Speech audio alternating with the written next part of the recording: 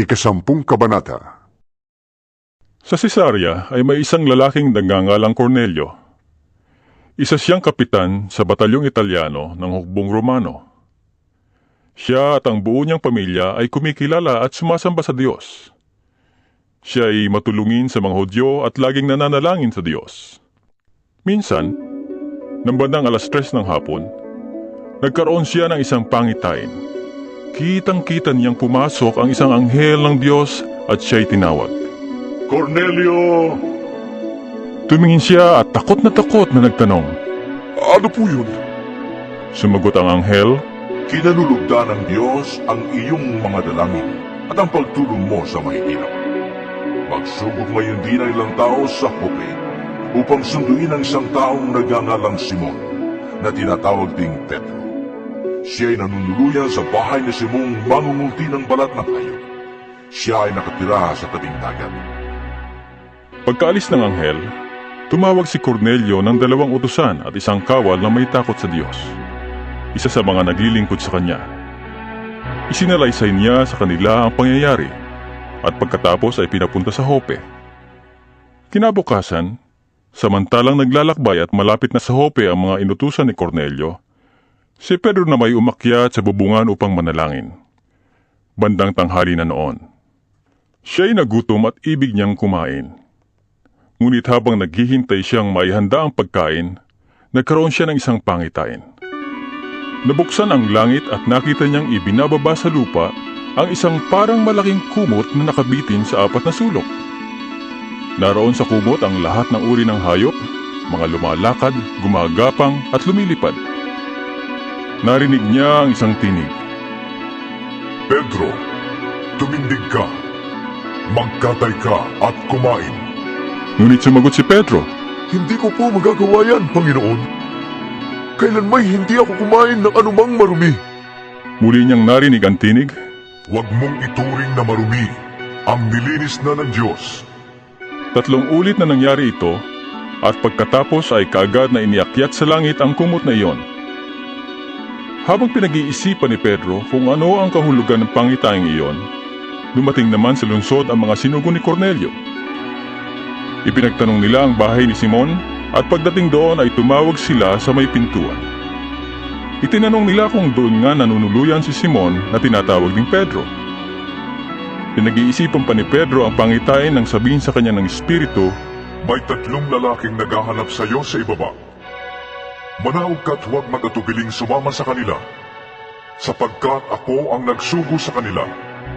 Nanawag nga si Pedro at sinabi sa mga tao, Ako ang hinahanap ninyo. Ano ang may paglilingkod ko sa inyo? Kami pinapunta dito ni Kapitan Cornelio. tugon nila. Siya isang mabuting tao, may takot sa Diyos at iginagalang ng mga Hudyo.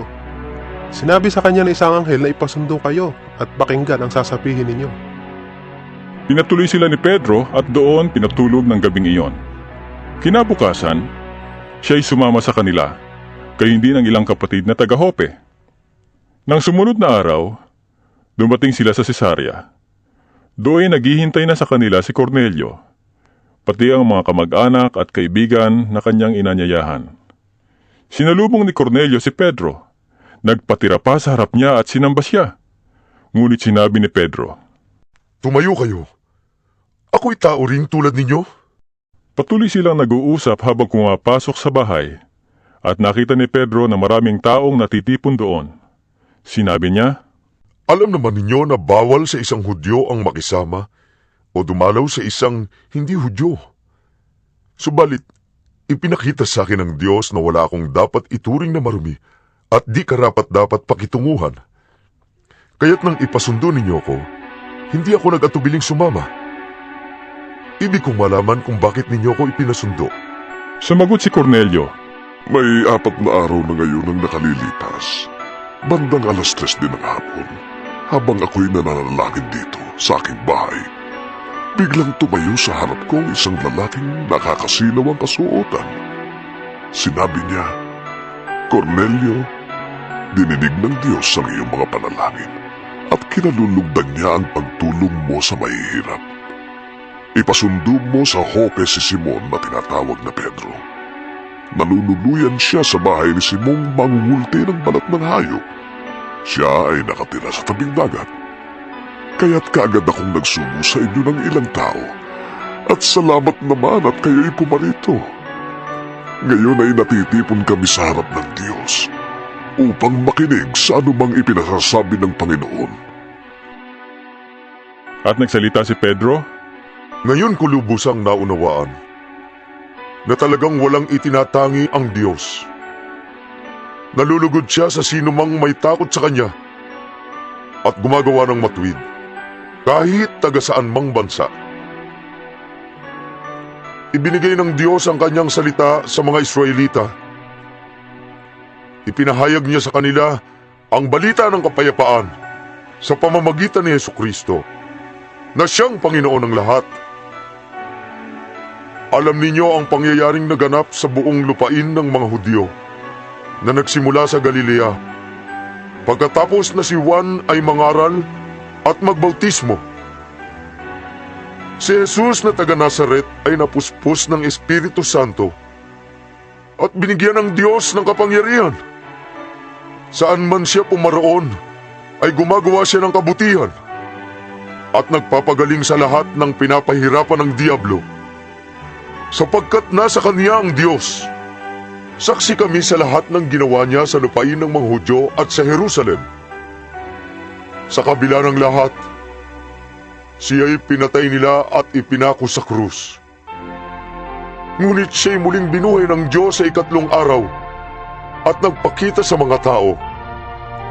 Hindi sa lahat ng tao, kundi sa amin, na noon pang unay pinili na ng Diyos upang maging mga saksi. Kumain kami at uminom na kasama niya.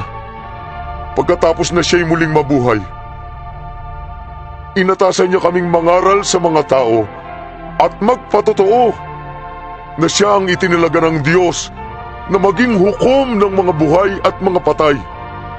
Siya ang tinutukoy ng mga propeta ng kanilang ipahayag na ang bawat sumampalataya sa Kanya ay tatanggap ng kapatawaran sa kanilang mga kasalanan sa pamamagitan ng Kanyang pangalan. nagsasalita pa si Pedro nang bumaba ang Espiritu Santo sa lahat ng nakikinig. Namangha ang mga mananampalatayang Hudyo na kasama ni Pedro sapagkat ang Espiritu Santo ay pinagkaloob din sa mga hentil. Narinig nila ang mga ito na nagsasalita ng kakaibang wika at nagpupuri sa Diyos. Kaya't sinabi ni Pedro, Tulad natin, sila'y pinagkalooban din ng Espiritu Santo. Sino ang makakapagbawal na bautismuhan sila sa tubig? at iniutos niyang bautismuhan sila sa pangalan ni Hesukristo. Pagkatapos, hiniling nila kay Pedro na manatili pa roon ng ilang araw.